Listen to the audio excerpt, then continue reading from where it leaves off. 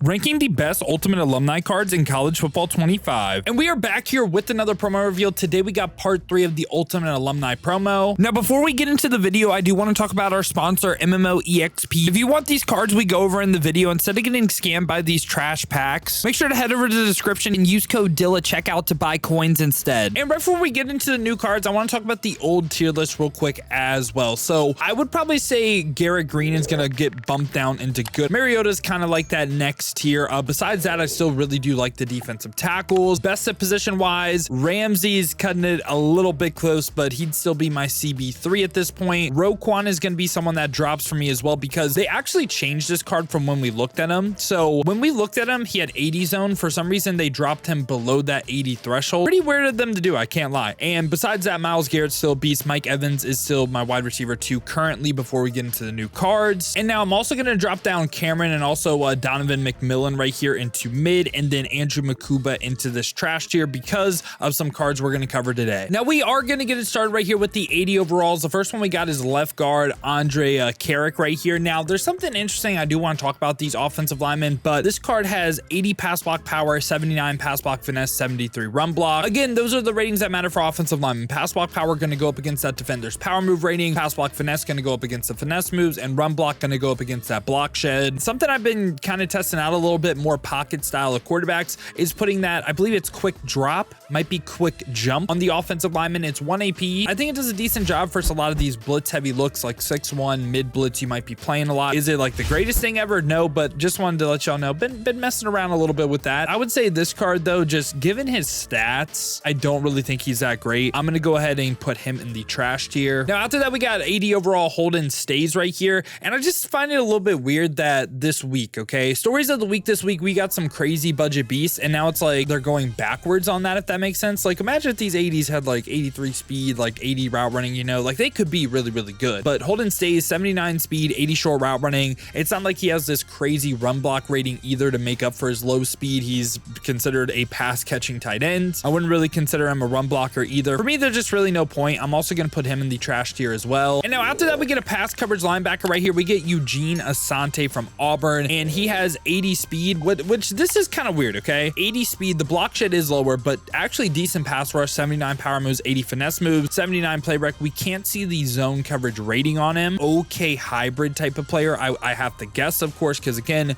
his zone coverage, imagine it's like 60 or something, then I'd just sound like an idiot, right? I'm assuming because he's a pass coverage arc, his zone should be decent. And given this pass rush stats, I'm thinking 80 zone coverage. And if he hits that, again, very decent hybrid player that can occasionally rush the passer, can occasionally drop into zone. I'm going to slightly put him in the mid tier. I think he's better than like a trash tier card. And right after that, we got Ty Felton from Maryland. This card has 81 speed, 81 short route running, 81 medium, 80 deep route running. Overall, again, it's not like anything crazy by any means, but should be a receiver that gets that cutter ability, which I really do like. Should likely get that beat press pro as well. I think he's an okay receiver. Do I think he's like this S tier type of player? No, but I think he can get the job done. I'm going to put him in the mid tier. Now we jump up to 82 overalls where we have Bryce Pollock first up right here with 82 speed, 81 acceleration, 82 zone coverage, 78 man, 73 press. He's kind of in that corner spot by like TJ Crandall and them, like those 83 overall kind of budget beast type of players.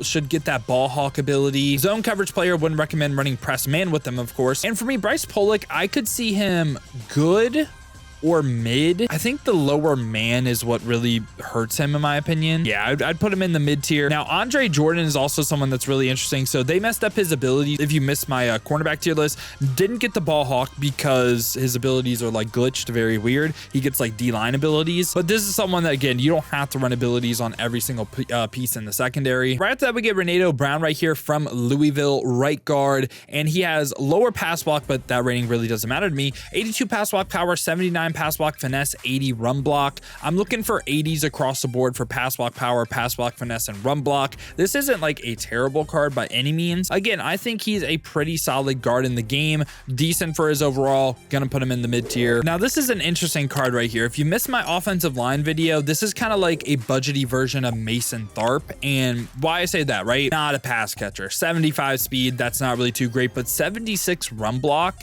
is actually pretty decently high. There's only one tight end in the game that hits 80, 75 speed, 75 short, 70 medium. For me, it's just kind of tough to justify the 75 speed. Like, if say it was like 78, 79, like just a little bit higher, maybe I could see mid tier, and I don't hate it. If you want to justify the run block, I get it, but I'm going to put this card in the trash tier just because that 75 speed is just a little bit too low for me. After that, we have another pass coverage player right here. We have Aaron Alexander. Now, kind of the contrast of the card we covered earlier in the video. So he has absolutely no pass rush and still pretty bad block shed. So 67 power moves, 65 finesse moves, 72 block shed, 80 speed as well, which the other card had very similar speed. Again, may have that 80 zone coverage, but my question is, why run this card when he's kind of just like forced to be in his zone, if that makes sense? I feel like this card looks pretty bad. I'm going to put him in the trash tier. And after that, we get up to the 83 overalls. First one we got right here is Jordan Watkins. So Jordan Watkins, 83 speed, 83 short route running, 81 medium, 82 deep. Very similar thoughts to him and Jerwan Newton. And if you guys have been watching the channel at all,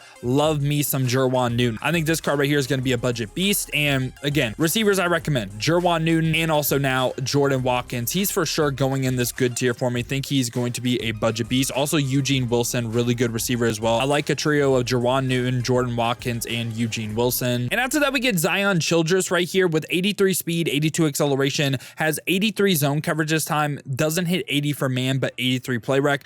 This is a card that could potentially play in the box for you as well. This card right here is the reason why McMillan and also Cameron dropped for me, the two safeties from previous videos. I think this is him and what's called Rod Moore, I say, are the two budget beast safeties. And again, both of them, they can play in the box if you want them to. Like, you could really load up on safeties, because I do feel like linebacker is really lacking the physical stats for a budget type of team. We also get Julian Humphrey right here with 82 speed, 83 man, 81 zone, 83 press, 81 play rec. So hits the 80 tier for zone coverage, man coverage, press, play rec. Like, everything is very solid. He's kind of a do-it-all corner. Kind of joins that group of like TJ Crandall, Dalen Everett, those 83 overall promo cards that can get good abilities and they can also play pretty decent. I also think this card is a budget beast as well. I'm putting Julian Humphrey for sure in this good tier right by Zion Childress. And right after that, we get Olevai Vega Ione. I don't know. I definitely said that so wrong, but hey, I tried, all right? But so 83 pass block power, 76 pass block finesse, 82 run block. Very similar thoughts to the other guard we covered. It's just for me, I want to hit 80s across the board and really be like balanced. Has decent run block, decent pass block power. And again, like I said earlier, can get that quick drop ability. I'm just going to put him in the mid tier as well by the Louisville guard we covered earlier. And now we jump up to the 86 overalls. The first one we got is Saquon Barkley. Now, Saquon Barkley, I will say there's one thing I'm a little bit worried about the card, and we'll talk about it in a second, but 86 speed, 86 acceleration, 73 catching, 86 truck, like really balanced stats across the board. And rare time where he has a stat above his overall, 87 change direction. Now, the thing I'm worried about on the card is the fact that he's a power back, and I just feel like they're going to give him lower spin and juke. His spin and juke sucks. Might be closer to Todd Gurley than he is Quinshon Judkins. But just looking at the base card, Saquon's usually always someone, at least in the Madden side of things, plays really well. And usually he's an extremely just balanced running back across the board, right? So Saquon, for me, I'm going to place him literally right by CMC, where it's like, yeah, they're both really, really good, but we got Quinshon Judkins in the game. That's why they're not best at position. And he's also someone, like I said with CMC too, I don't think you're crazy. Maybe if you want to try him at a receiver spot, I don't think that's a dumb idea. We also get a beastly card right here, Micah Parsons. So he's an outside linebacker, power rusher, and he has 86 speed. Starting to get really fast linebackers, 86 power moves, 85 block shed, 80 finesse moves. So already looks like a beastly pass rusher. Now, what he should have as well is good zone coverage, especially college Micah. I believe college Micah Parsons was more like a middle linebacker than an edge rusher. I may be wrong on that. If I'm wrong on that, my bad. Might not be a ball nowhere, but I think he's going to be one of the best either edge rushers on defense. He's kind of similar to Colin Oliver, Abdul Carter, where he should be able to do both as well. Gonna be an interesting card. I think he's one of the best linebackers in the game. He'd be top three. Again, it might be Abdul Carter, Colin Oliver, and Micah Parsons. For that reason, I'm willing to say Micah Parsons joins his best at position group. And we also get into the 87 LTDs right here. The first one we got is AJ Brown, wide receiver. So he is 6 foot, 87 speed, hits 85s across the board for route running, for deep route running, medium route running, short route running. Now, besides that, of course, gonna get the cutter, gonna get the Beat Press Pro, so gets good abilities, 87 speed. For me, I don't think he's better than Luther Burden, but I would place him above Mike Evans. However, my top 3 receivers is gonna be Luther Burden, AJ Brown, and also Mike Evans. So that's the big 3, the top 3 receivers in the game. And for me, if you are the second best receiver in the game, that is good enough to be best at position. So AJ Brown is going to be in this tier, and I place him right below Lamar. I do think Lamar is the best Ultimate Alumni card we've gotten so far. Also, we'll move Micah Parsons up to like right here, and then bang, like this.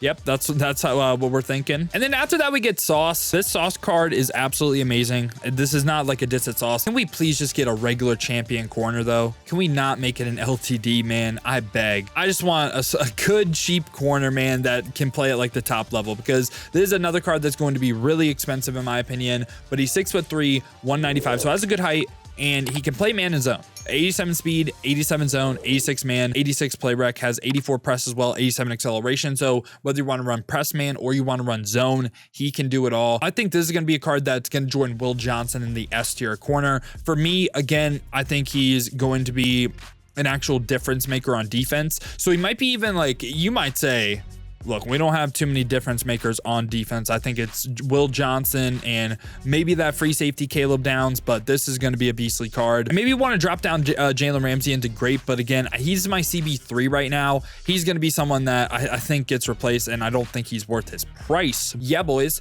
this has been my thoughts on the Ultimate Alumni cards in College Football 25 with the new update. Let me know your guys' thoughts down below in the comments. Let me know who you guys are targeting for your squad. I think we got a couple nice budgety options today. Got a couple new God Squad cards as well. So we will be using these cards live on stream as well. So if you guys do want to see that, been streaming here on YouTube and Twitch every single day. To watch on YouTube, make sure to leave a like and subscribe, and make sure to hit that noti bell as well. You'll be notified every time I upload or go live here. Or if you want to watch on the Twitch, check the links in the description, hit that Twitch with a follow. But if you guys do want another video to watch, here was part 2 of the Ultimate Alumni drop.